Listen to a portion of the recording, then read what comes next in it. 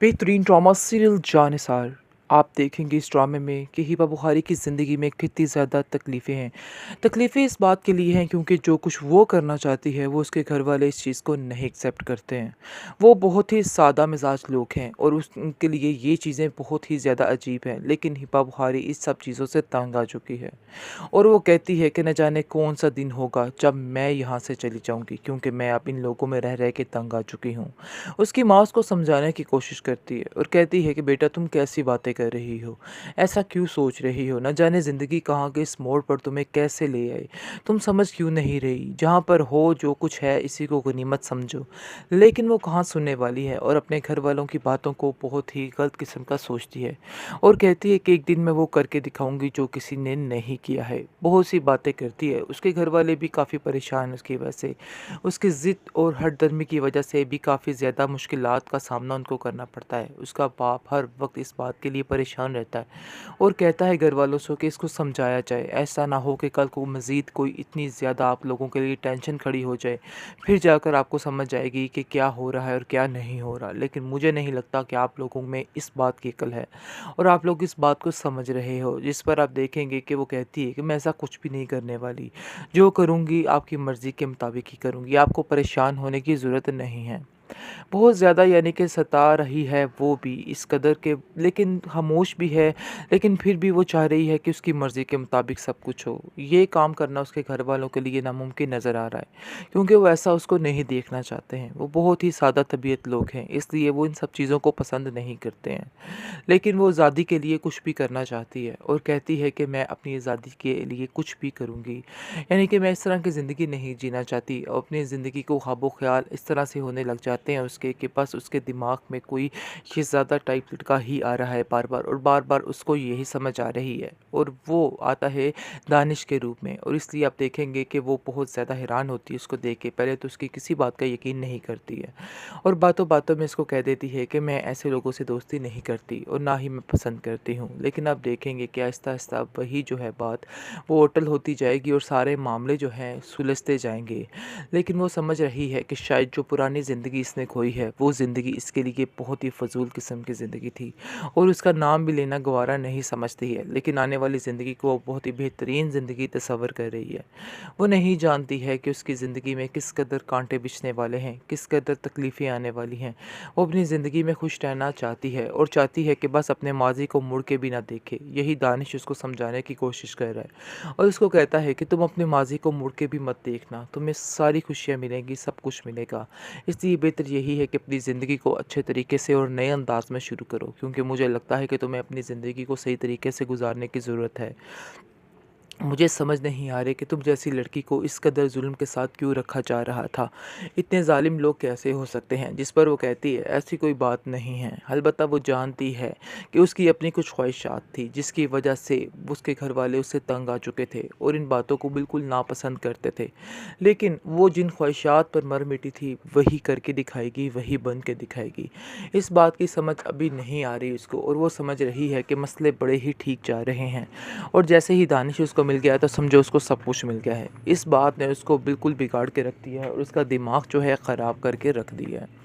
लेकिन असल माजरा वो नहीं समझ रही कि अपनी ज़िंदगी की असल जो उसकी मुसीबतें हैं, असल परेशानियाँ हैं, वो अब शुरू होने वाली हैं। वो समझ रही थी सब कुछ गुज़र चुका, लेकिन मज़ीद अब शुरू होने वाली चीज़ों को वो नहीं समझ पा रही है और वो कहती है कि मेरी ज़िंदगी में इस कदर परेशानियाँ आ चुकी हैं कि मैं क्या बताऊँ, काश वो टाइम ही रहता तो अच्छा था। बेहतरीन ड्रामा सीरियल जानिसार। आप देखेंगे इस ड्रामे में कि हिबा बुखारी की ज़िंदगी में कितनी ज़्यादा तकलीफ़ें हैं। तकलीफ़ें इस बात के लिए हैं क्योंकि जो कुछ वो करना चाहती है वो उसके घर वाले इस चीज़ को नहीं एक्सेप्ट करते हैं।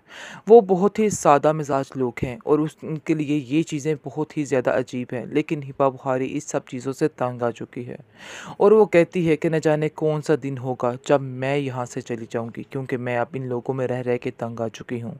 उसकी माँ उसको समझाने की कोशिश करती है और कहती है कि बेटा तुम कैसी बातें कर रही हो? ऐसा क्यों सोच रही हो? न जाने ज़िंदगी कहाँ के इस मोड़ पर तुम्हें कैसे ले आए। तुम समझ क्यों नहीं रही? जहाँ पर हो जो कुछ है इसी को गनीमत समझो। लेकिन वो कहाँ सुनने वाली है और अपने घर वालों की बातों को बहुत ही गलत किस्म का सोचती है और कहती है कि एक दिन मैं वो करके दिखाऊँगी जो किसी ने नहीं किया है। बहुत सी बातें करती है। उसके घर वाले भी काफ़ी परेशान हैं उसकी वजह से।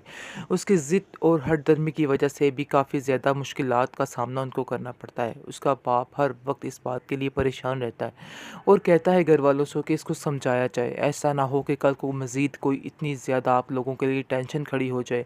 फिर जाकर आपको समझ आएगी कि क्या हो रहा है और क्या नहीं हो रहा। लेकिन मुझे नहीं लगता कि आप लोगों में इस बात की अकल है और आप लोग इस बात को समझ रहे हो। जिस पर आप देखेंगे कि वो कहती है कि मैं ऐसा कुछ भी नहीं करने वाली। जो करूँगी आपकी मर्ज़ी के मुताबिक ही करूँगी। आपको परेशान होने की ज़रूरत नहीं है। बहुत ज़्यादा यानी कि सता रही है वो भी इस कदर के, लेकिन खामोश भी है, लेकिन फिर भी वो चाह रही है कि उसकी मर्ज़ी के मुताबिक सब कुछ हो। ये काम करना उसके घर वालों के लिए नामुमकिन नज़र आ रहा है क्योंकि वो ऐसा उसको नहीं देखना चाहते हैं। वो बहुत ही सादा तबीयत लोग हैं, इसलिए वो इन सब चीज़ों को पसंद नहीं करते हैं। लेकिन वो आज़ादी के लिए कुछ भी करना चाहती है और कहती है कि मैं अपनी आज़ादी के लिए कुछ भी करूँगी। यानी कि मैं इस तरह की ज़िंदगी नहीं जीना चाहती और अपनी ज़िंदगी को ख्वाबो-ख़याल इस तरह से होने लग जाते हैं उसके कि बस उसके दिमाग में कोई शहज़ादा टाइप लड़का ही आ रहा है बार-बार और बार-बार उसको यही समझ आ रही है और वो आता है दानिश के रूप में और इसलिए आप देखेंगे कि वो बहुत ज़्यादा हैरान होती है उसको देख के। पहले तो उसकी किसी बात का यकीन नहीं करती है और बातों-बातों में इसको कह देती है कि मैं ऐसे लोगों से दोस्ती नहीं करती और ना ही मैं पसंद करती हूँ। लेकिन आप देखेंगे कि आहिस्ता-आहिस्ता वही जो है बात वो अटल होती जाएगी और सारे मामले जो हैं सुलझते जाएँगे। लेकिन वो समझ रही है कि शायद जो पुरानी ज़िंदगी इसने खोई है, वो ज़िंदगी इसके लिए बहुत ही फ़ज़ूल किस्म की ज़िंदगी थी और उसका नाम भी लेना गवारा नहीं समझती है। लेकिन आने वाली ज़िंदगी को वो बहुत ही बेहतरीन ज़िंदगी तस्वर कर रही है। वो नहीं जानती है कि उसकी ज़िंदगी में किस कदर कांटे बिछने वाले हैं, किस कदर तकलीफ़ें आने वाली हैं। वो अपनी ज़िंदगी में खुश रहना चाहती है और चाहती है कि बस अपने माज़ी को मुड़ के भी ना देखे। यही दानिश उसको समझाने की कोशिश कर रहा है और उसको कहता है कि तुम अपने माज़ी को मुड़ के भी मत देखना, तुम्हें सारी खुशियाँ मिलेंगी, सब कुछ मिलेगा। इसलिए बेहतर यही है कि अपनी ज़िंदगी को अच्छे तरीके से और नए अंदाज में शुरू करो क्योंकि मुझे लगता है कि तुम्हें अपनी ज़िंदगी को सही तरीके से गुजारने की ज़रूरत है। मुझे समझ नहीं आ रही कि तुम जैसी लड़की को इस कदर जुल्म के साथ क्यों रखा जा रहा था। इतने ज़ालिम लोग कैसे हो सकते हैं? जिस पर वो कहती है ऐसी कोई बात नहीं है। अलबत्ता वो जानती है कि उसकी अपनी कुछ ख्वाहिशात थी जिसकी वजह से उसके घर वाले उससे तंग आ चुके थे और इन बातों को बिल्कुल नापसंद करते थे। लेकिन वो जिन ख्वाहिशात पर मर मिटी थी वही करके दिखाएगी, वही बन के दिखाएगी। इस बात की समझ अभी नहीं आ रही उसको और वो समझ रही है कि मसले बड़े ही ठीक जा रहे हैं और जैसे ही दानिश उसको मिल गया है तो समझो उसको सब कुछ मिल गया है। इस बात ने उसको बिल्कुल बिगाड़ के रख दिया है और उसका दिमाग जो है ख़राब करके रख दिया है। लेकिन असल माजरा वो नहीं समझ रही कि अपनी ज़िंदगी की असल जो उसकी मुसीबतें हैं, असल परेशानियाँ हैं, वो अब शुरू होने वाली हैं। वो समझ रही थी सब कुछ गुज़र चुका, लेकिन मज़ीद अब शुरू होने वाली चीज़ों को वो नहीं समझ पा रही है और वो कहती है कि मेरी ज़िंदगी में इस कदर परेशानियाँ आ चुकी हैं कि मैं क्या बताऊँ, काश वो टाइम ही रहता तो अच्छा था।